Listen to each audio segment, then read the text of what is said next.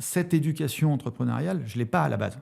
Je la sens, ça bouillonne, c'est quelque chose que j'ai en moi, mais ce n'est pas canalisé, ce n'est pas un flux canalisé. Et puis, il y a pas de... il y a peu de mentors, entrepreneurs, comme tu peux le voir dans mon imaginaire.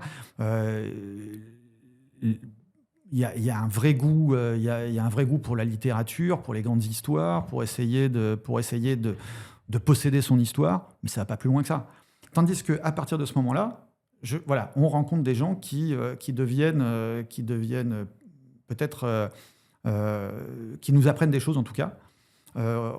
Et on a aussi des amis qui rentrent, qui commencent des parcours comme ça. On est à la grande période des levées de fonds, de l'arrivée du web. Et donc, ça va changer les choses. Ce qui fait que les années suivantes sont beaucoup plus calculées. À partir de ce moment-là, et on est beaucoup, beaucoup plus...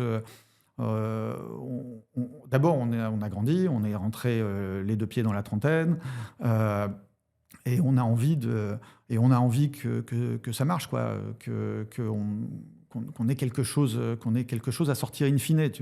Voilà, tu vois, on veut en sortir quelque chose in fine pour notre vie.